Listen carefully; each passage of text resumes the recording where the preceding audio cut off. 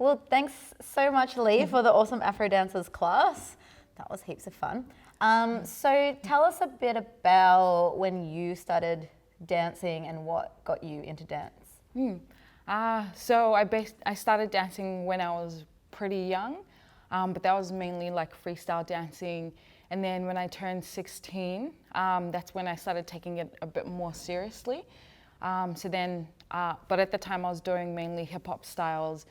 And yeah, so from there, I learned a lot of different hip hop styles. And then when I came to Australia, that's when I met yourself and got introduced to dancehall.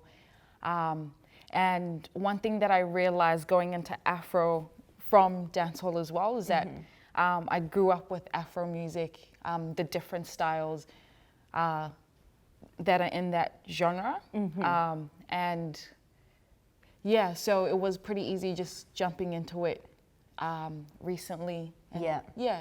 And explain a bit more to people what Afro dances are, because I think it's sort of like a new, relatively new craze that's going on in dance. But I feel like a lot of people still don't really understand what Afro dances are. So could you just break that down a bit? Yeah. So I'll just start from the beginning. So first there was Afrobeat, which was created by Fela Kuti in 1960s or the 1970s. And that type of music consisted of Fuji music and influences of jazz and funk. So that's where it started from, and that was like in those times. And then from the early 2000s and then 2010 going to now, the term Afro beats with the S at the end started. So Afro beats music is basically music that's come out of Nigeria, Accra, and London. So those types of influences. But it totally sounds different to what Fela Kuti's music sounded like in the beginning. So a lot of people were confusing that with Fela Kuti's music. And the term Afrobeats started being used to name the dances as well. So they would call like Shocky and everything like Afrobeats dance. And that's where the confusion started. So recently, they've started taking a look at that and seeing how they can change that. So with Afrobeats music, they've started calling that Afro pop or Afro fusion music. And I'm still sort of trying to navigate the proper name for like the dance term. So right now, a lot of people are using Afro dance as the term to describe this more modern style of dance. And with Afro dance and the Afro pop music, a lot of them match. So there's a dance that goes with like an Afro pop song. For example, Pilolo, we did that in the warm-up. So that's the name of the step, but it's also the name of the song. And there's different ones that are coming out at the moment. And yeah, so that's where we're at the moment and sort of still navigating it. And I can't speak for everyone, but that's my knowledge of it at the moment. And so, I mean, it happens a lot in the Western world where people say Afro, African, as if it's like one giant country. We all know that there's many, many countries, many, many languages, cultures, music forms on the continent of Africa. So in the sense where this dance style is sort of being all encompassed as one style under these sort of blanket terms, I know you know a lot more in depth about the breakdown of that. Give us some examples of, under this umbrella term of Afro dances, what more specialized styles there are and where they come from that kind of get all incorporated when people do Afro dance or dance to Afro pop or Afro fusion music. So Afro dance, exactly what you're saying. It's quite broad. So in Afro dances, each and every country has their own style. For example, Nigeria has ndombolo. And then Kupa Dekale comes from Ivory Coast. And then another example would be South Africa, where they have gom music, which is totally different to like Afro pop music. But they have gom style dance that also links in to like that Afro dance. So normally, or what's happening now is that the new generation is taking all these different styles, making them modern and putting them all together. That's where the Afro dances sort of falls under, because it's not just one dance, it's from the different parts of Africa. But individually, all the countries have their own separate dances. And if you're going to do one sort of style, let's say Ndombolo, that's going to be Ndombolo, not Afro dance. It's only when you start mixing Ndombolo with gom style and then with another style from Ghana, for example, that's when you can sort of say it's Afro dances, not just under the one umbrella. So for example, the routine that we learnt today and like some of the moves in the routine and where they're from, just to give us an idea of how different moves come from different places.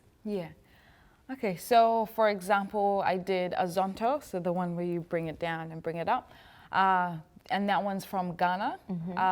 Then we did pilolo, the twist where we turn, and that one's from Nigeria or Ghana. I'm still sort of trying to figure that out as well.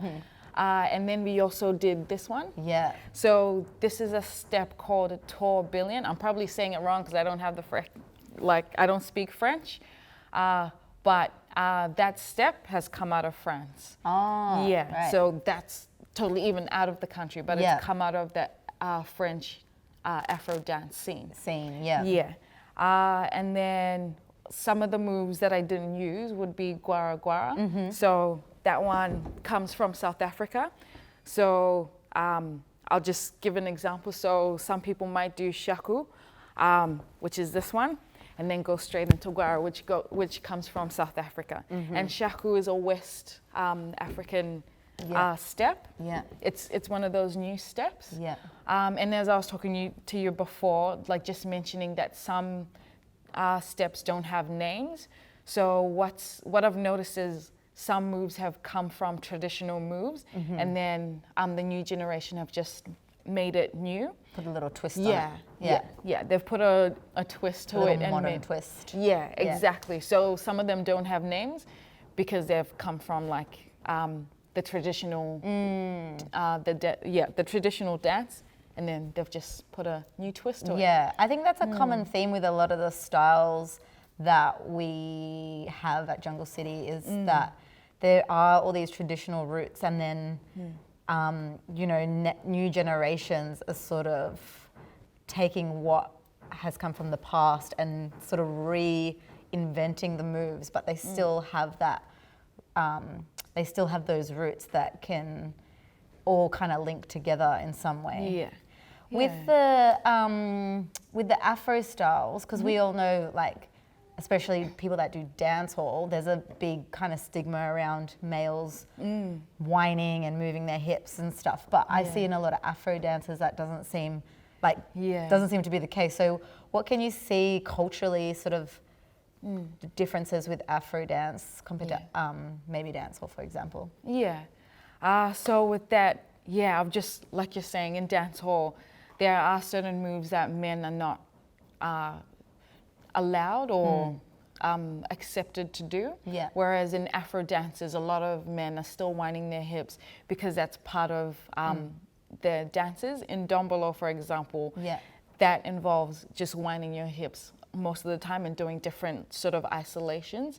So the men also do that, take that on as well, and make it more masculine in their own way. So it's not very soft, but the way they do it's like hitting hard, and even in coupe décalé as well. So I guess it's the traditional roots of those moves that make that just a natural part of Afro styles of dance. And do you know where that even, like, that traditional movement comes from, like the meaning behind that? Yeah. That's something we're going to have to look into. Yeah, I'll have to look into that. Yeah, I haven't gone that far yet, but definitely something I'll look into. Yeah. Yeah, That's because interesting. the style is still evolving. Yeah. So I feel like every day I'm trying to catch up. Yeah. But I know it's also important to go back and see where it's actually started from. Yeah. Yeah, and I do try and gain that knowledge. Yeah, so that when I do teach my classes, I'm able to share that. Yeah, totally. Wow. And Yeah. where can people look for if they want to find out more or like find other dancers? Who do you think like is kind of popping off in the world that Yeah. are kind of good to follow on social media or? Yeah.